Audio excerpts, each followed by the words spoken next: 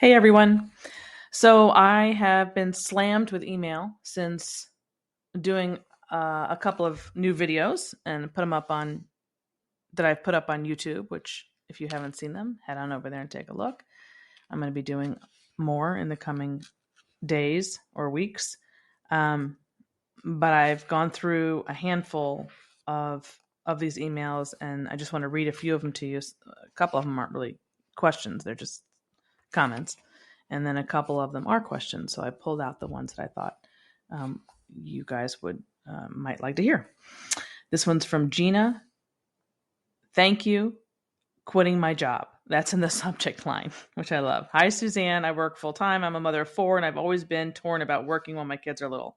Since I heard you on Alex Cooper's show, it just really pushed my husband and me to see if I could quit my job making almost six figures. I have a side business as well, so I have a little money coming in from that. And we decided we could make it work if we are frugal. I am so excited to get my kids out of daycare and transition into a full-time mom with a side business. Thank you. Keep on doing what you're doing. Those are my favorite ones to hear. And I heard from a whole bunch of people who are pulling their kids out of daycare, and nothing warms my heart more than hearing from those folks, especially the ones who put pen to paper and realized, oh, wow, we really can do this. And I just need a push because everybody around me is doing it. So it just, sometimes you're just going through life on autopilot and you just almost need, permission isn't the right word. Feels like permission, but it's really more like it's just support and just even a voice that is saying something from everything you're hearing. It takes hearing that to just jar you into action, especially if you've been feeling it yourself. So that's kind of why I do what I do. I think that's been probably the common theme that I hear over and over is that it's not that I'm saying something profound. It's that I'm saying something that nobody will say. That's really what it comes down to. And that the people are feeling and thinking. And so it's just corroborating that. And that's what propels them to act, which is fabulous because that's what I want. This one's from Ashley. Dear Suzanne, I recently stumbled across your channel, and I believe it was a sign from above because the day before I was feeling really guilty about, quote, just being a stay-at-home mom and not having an amazing career simultaneously. It was as if your video was sent to me to calm my anxiety. After listening to your first video about daycare, I've been hooked. I finally feel validated and not guilty about just being a mom. The funny thing is, and this is my favorite part, and this is not the first time I've heard this. The funny thing is that I'm not a conservative, yet I agree wholeheartedly with what I've heard on your channel so far about motherhood, chivalry, etc.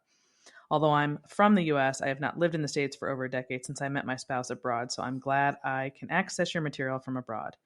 Thank you for all you do and confirming that I should not feel guilty for not doing it all. Hugs to you and your team. Love that, love that, love that. I have said over and over that my issue, quote unquote, my issue, the work and family thing is not surprisingly, for some people, surprisingly, it's not a partisan issue. There's plenty of liberal stay-at-home moms and conservative, quote unquote, whatever the opposite of that is. I don't even like stay-at-home moms. I don't like that phrase either. There's moms who are not employed and there's moms who are employed. Please stop saying, do you work to moms? It's just a really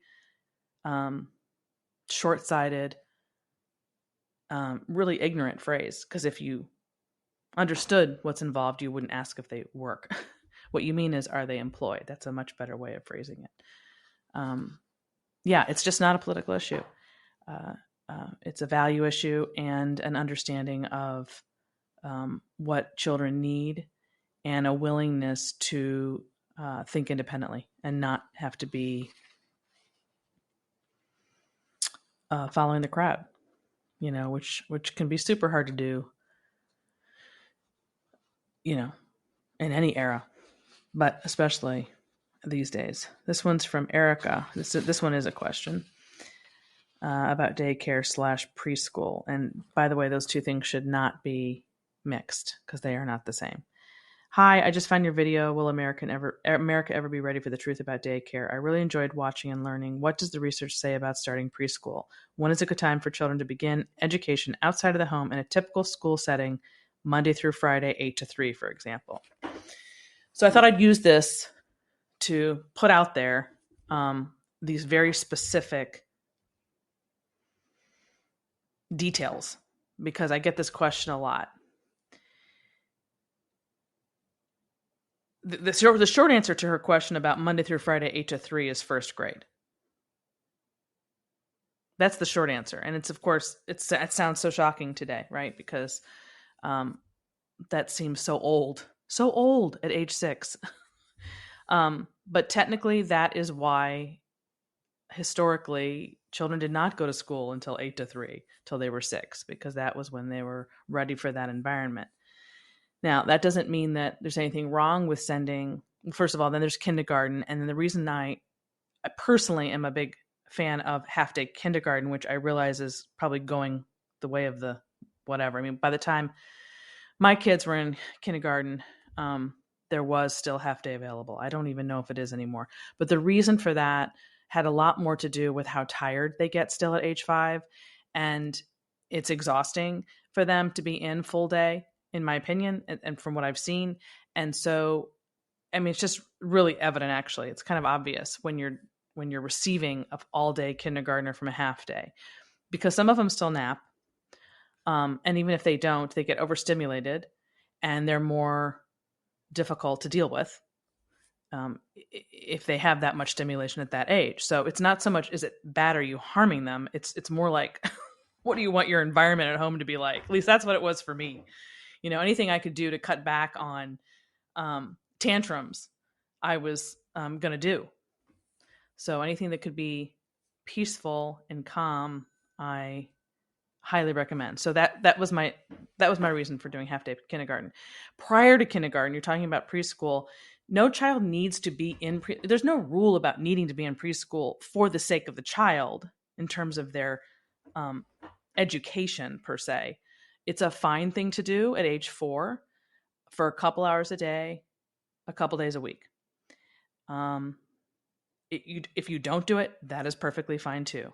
So there's no really hard and fast rule. The best way to understand what is not good is to really recognize that the number of hours and how many days a week matter based on age. And so home as much as possible in the first 3.5 years. If you want to do preschool a few hours, a few days a week, that's fine. You don't have to do it. It's not going to hurt them if you don't do it. But again, it's that a couple of hours, a couple of days a week, not, 8 to 3, Monday through Friday, which is what she was asking. That comes much, much later. So I hope that's helpful. Let's see. I think this is sort of the same thing. Hi, Suzanne. I'm a stay-at-home mom. My little one is 18 months and attending preschool 2 days a week for 5 hours at a time. Do you have any particular opinion or immediate reaction to that? Yeah, I do. 18 months is not in preschool. So it's super important that people use the proper terminology. If you have a 18-month-old, that is daycare. That's not preschool, and they don't need to be in any school environment, period. And 5 hours is a ridiculously long time for an 18-month-old. People don't understand about time and how it works for a baby. It's not like you and me and the way we feel. For us, like a day is nothing. A year is nothing. Everything goes so fast. That's not the way it is for them. An hour is a lifetime. They have no concept of time at this age. So 5 hours is way, way, way too long. And basically, you shouldn't be away from your 18-month-old, or your 18-month-old should not be in any group care, period, for any amount of time, much less 5 hours. So I think my previous answer about preschool and just my previous answer answers this one as well. I'm also wondering what your view is on the amount of time a father should try and spend with a child in the early years. That will also help with creating a strong bond and connection. I think fathers should be very involved. I can't imagine. I don't know any fathers, honestly, in my circle, in my world, who weren't involved. It's just because you're working outside the home as a father doesn't mean that you that whole concept of putting your feet up and not doing anything when you get home. That was like I don't even think that was ever really real. honestly, to the degree at least that it was portrayed in the media. But no, of course, fathers should be involved when they're not at work. Um, they have children. That's why they had them. That's why they have a family. If you don't want to do anything uh, outside of your work as a man, then don't get married and have a family, because that's what you're taking on in addition to your work. If you get married. Okay, and then this last one. Wait a minute, hold on. Well, there's actually two more. No, I'm just going to read this one about. This is about a relationship, actually. Please, okay, she doesn't want her name. Well, I'm not using names on here. I'm in my mid-20s. I've been married coming up on 2 years. I've been binging your show on YouTube, which has helped me solidify my decision to become a stay-at-home mom. My original plan was to step back or temporarily drop out of the workforce when we have kids and him be the sole financial provider, a position he was in agreement with before we got married. To get into that practice, we've been mainly living off of his income since we got married, with some occasional assistance from me, which I've stopped completely as it functioned more of a crutch than a backup. I really liked the way she put that. Everything she said in this first paragraph is perfect. That's exactly how you should do it from a financial perspective if you do plan to staying home. That's brilliant, because it does become a crutch.